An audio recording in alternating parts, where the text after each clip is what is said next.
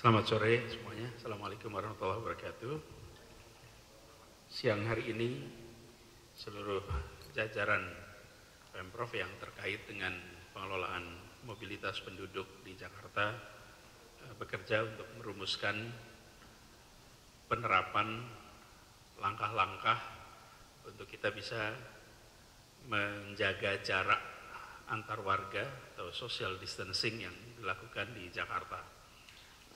Seperti kita ketahui, beberapa waktu ini secara bertahap kita melakukan kebijakan yang terukur, mulai dari penutupan tempat-tempat umum, kemudian Car Free Day ditiadakan, kemudian kita lakukan pengubahan pola belajar yang dari sekolah diubah menjadi belajar di rumah, kemudian hari ini kita meminta kepada masyarakat untuk tinggal di rumah dan jangan bepergian, kegiatan-kegiatan umum ditiadakan, kemudian anjuran untuk jangan meninggalkan kota, lebih baik tinggal di Jakarta, sehingga bila perlu pendampingan, perlu perawatan juga jauh lebih mudah. Kemudian sore hari ini kita ingin menyampaikan kepada masyarakat Jakarta tentang perubahan kebijakan terkait transportasi.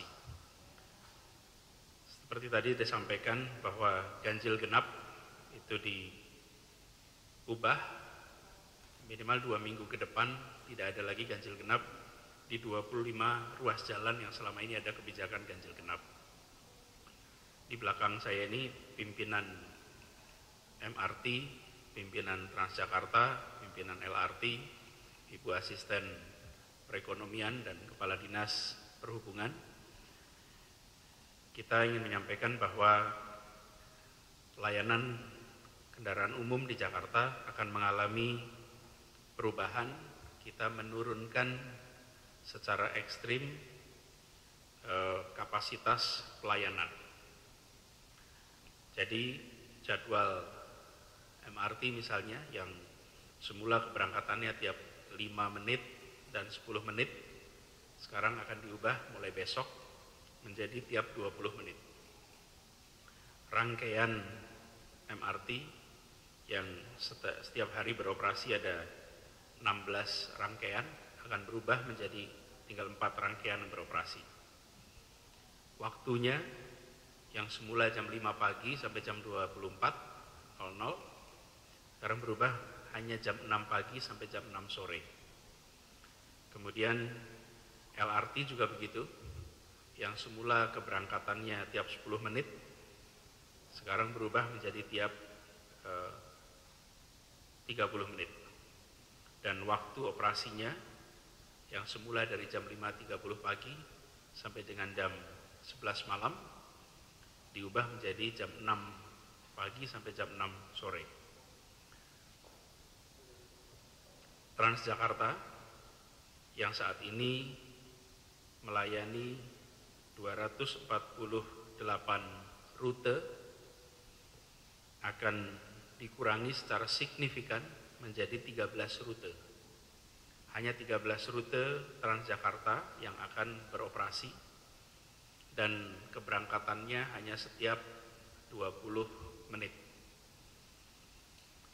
Jam operasi Transjakarta yang semula 24 jam diubah menjadi jam 6 pagi sampai jam 6 sore.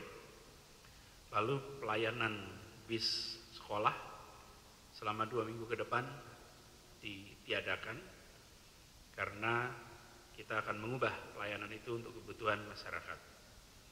Ini semua dilakukan seiring dengan arahan kita untuk penduduk Jakarta, warga Jakarta, mengurangi secara signifikan kegiatan di luar rumah. Kita benar-benar berharap ini kita kerjakan sama-sama.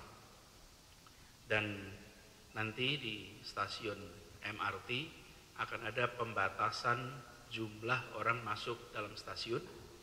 Di halte Transjakarta juga akan ada pembatasan. Tujuannya adalah mengurangi potensi interaksi yang dekat yang ada potensi penularan. Dan dalam gerbong sendiri, kapasitas gerbong itu 300 orang per gerbong maksimum, nantinya akan maksimum diisi 60 orang per gerbong. Ini sekaligus juga sejalan dengan pesan kami agar dunia usaha mulai melakukan kegiatan kerja secara jarak jauh. Nanti di setiap stasiun sebelum halte Transjakarta juga akan ada pemeriksaan suhu tubuh sebelum masuk area stasiun, sebelum masuk area halte bis. Dan bagi mereka yang ditemukan memiliki suhu tubuh lebih dari 38 derajat Celcius akan ditempatkan di ruang tertentu untuk ditangani lebih jauh. Kita juga akan memastikan bahwa hand sanitizer ada di mana-mana sehingga masyarakat yang menggunakan pun bisa memanfaatkan dengan baik. Bapak sekalian, teman-teman yang saya hormati, ini dilakukan seperti saya sampaikan tadi dalam rangka mengurangi interaksi secara fisik, dan kami berharap seluruh warga Jakarta mentaati. Kalau kita mentaati ini, maka Jakarta tidak perlu ditutup. Kenapa? Karena warganya sudah memilih untuk tinggal di rumah, mengurangi interaksi fisik. Tidak perlu kemudian ada pemaksaan. Kita saksikan di berbagai negara, harus dilakukan penutupan, harus dilakukan tindakan karena warganya tidak mengikuti anjuran dari pemerintahnya untuk tinggal di rumah. Bila warga mengikuti anjuran tinggal di rumah, maka insya Allah kita tidak harus melakukan dalam bentuk peraturan yang enforcement-nya juga tidak sederhana.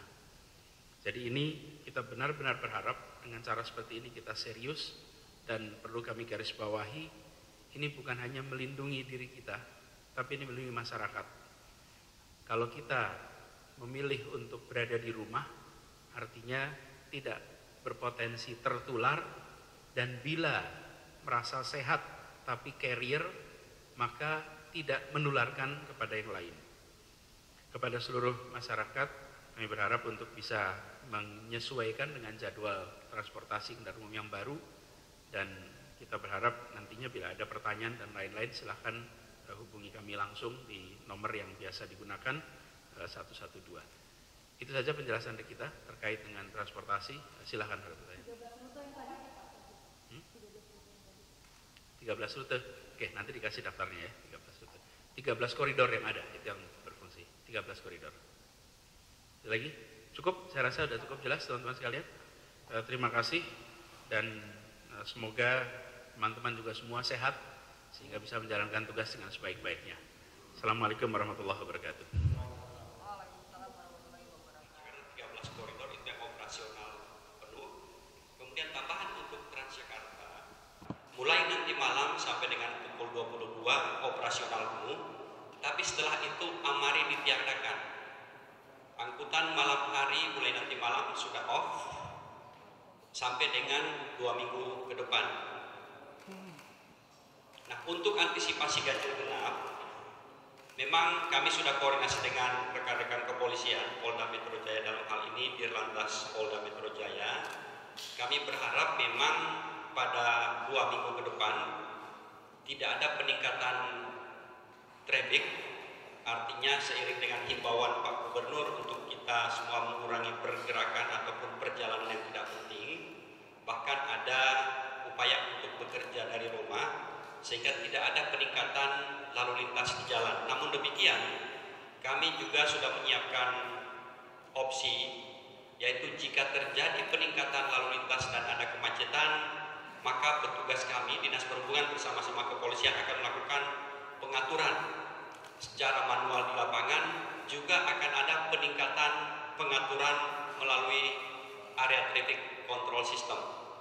Jadi kita akan monitor secara terus-menerus situasi lalu lintas, dan kemudian secara teknis kita lakukan manajemen dan rekayasa lalu lintas tempat sesuai kebutuhan lapangan. Ya, cukup ya. Ya baik, tentu yang kami sesuaikan adalah kita pahami harapannya adalah masyarakat menjaga jarak dan tentu dalam social distancing ini juga kita lakukan di stasiun, di halte bus dan kereta api di MRT LRT maupun di bus Transjakarta sendiri. Artinya bahwa masyarakat yang akan naik angkutan umum kita ukur. Contohnya untuk Transjakarta kapasitasnya saat ini 150 penumpang, untuk articulated bus 150 unit yang akan kita kerahkan di 13 koridor. Kapasitasnya 150 kita kurangi menjadi 60 penumpang per trip. 40 orang duduk, 20 berdiri. Nah, kemudian cara pengaturannya adalah masyarakat yang akan masuk ke halte Transjakarta itu per 60 orang. Jadi di dalam halte pun tidak akan terjadi desak-desakan.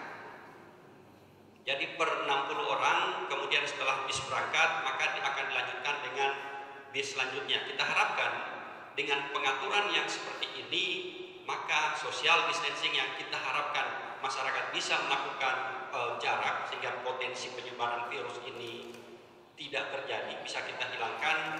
Ini juga diimplementasikan di layanan angkutan umum kita, dan hal ini berlaku juga untuk stasiun, apakah itu layanan MRT maupun LRT. Cukup ya? Ya, terima kasih. Oke, Pak.